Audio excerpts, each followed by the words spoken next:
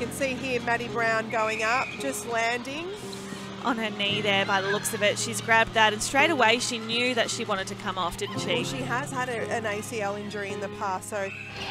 So Medhead has got Browne. Oh, no. Oh, she's grabbing at the left knee. Oh. She looks in big trouble. Her sister at the moment is battling a knee injury. Oh. Yeah, the wobble. Oh, you don't want to diagnose, but goodness me. You're thinking of Mr. and Mrs. Browne right now, with one daughter coming back from ACL surgery, I think it was.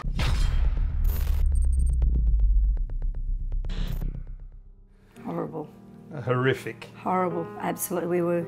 Because we were there for both of them, and we both went, no.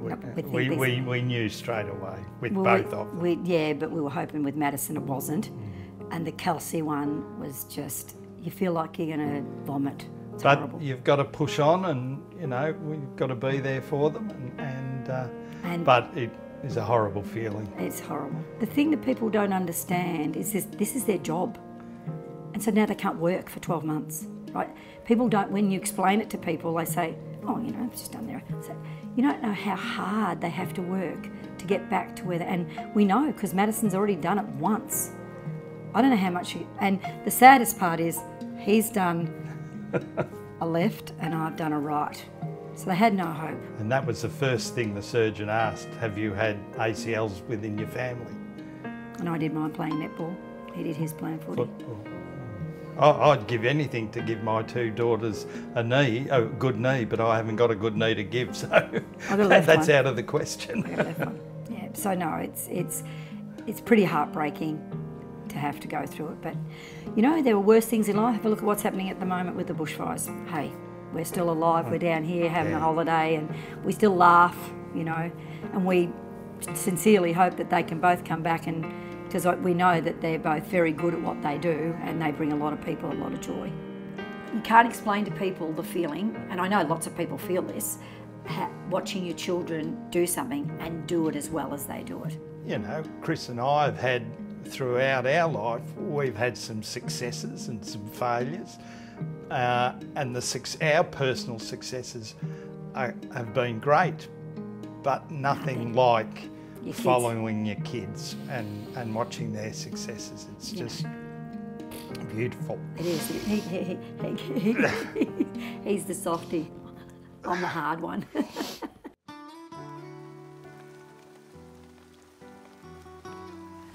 It's hard to put into words how hard it is, because there's a reason I play a team sport, is because I love to be part of a group, and to do so much work in the pre-season. I'd obviously retired from Diamonds and focused on Magpies and was really excited. I felt like I was probably in the fittest form of my life, and I was playing some really good netball, and there was that new challenge of playing centre and the dynamics of the team, and it was just so exciting. So to be 2 weeks away from round one and there's all this buzz around this group that have, you know, in really good shape, and we've got all this potential, to then have the news that you won't be part of it was really difficult.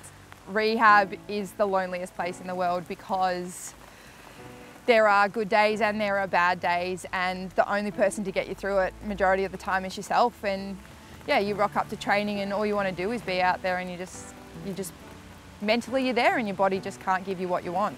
It's really hard to feel like you can contribute, and you've got to find ways to contribute in other ways, but this time it was really important to also take time away and focus on other bits of my life. And yeah, I'd had some personal challenges along the way, so I was like, you know what, if shit is going to hit the fan this year, and let me just kind of rebuild from the absolute ground up.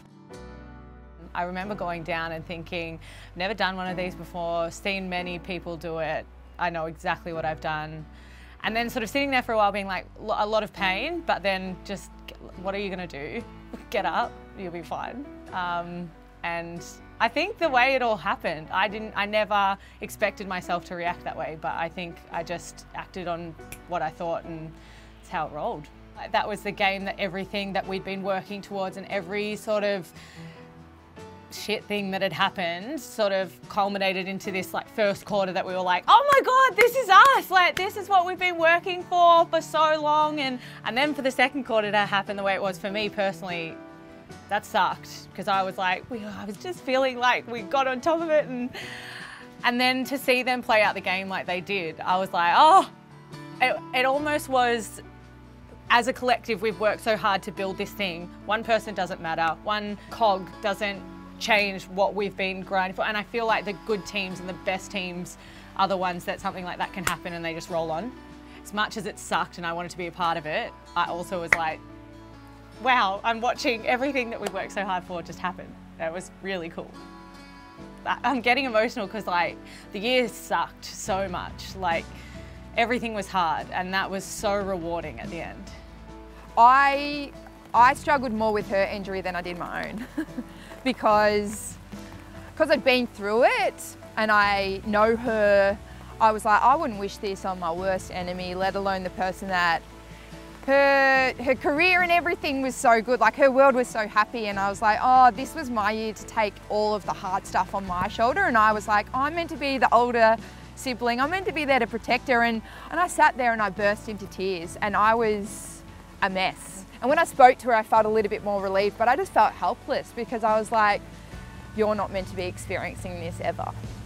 No one should, like it's horrible, like there's a lot of really bad things that happen, but yeah, I wanted to take all of that heartache and take it all myself. I didn't want her to have to experience anything. So yeah, I took it really hard because I knew that she was pretty much coming into the peak and she was playing so well. I was so excited to see where she would go in the diamond space. So yeah, it was really hard to watch.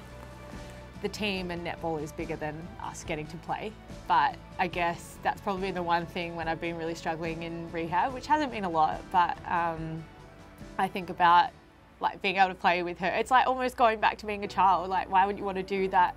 What you love first, your job with your best mate. Like that's pretty cool. So that stuff's special now that I've had it taken away from me. And yeah, that's probably pushing me a little bit more now. Yeah, I guess if that moment ever does come, and who knows, I hope it does, but nothing's guaranteed. If it does, I definitely think it'll be probably one of my proudest netball moments will be to stand on that transverse line, because this was the time when I felt like she was her own person and we'd been on our own journeys, and it was like, yeah, let's come together and let's finish this off together. So yeah, it will be honestly the best moment. Yeah, 2020 I think is our year. Well, it's my year anyway. I'm saying it. 2020 come at me. It's awesome.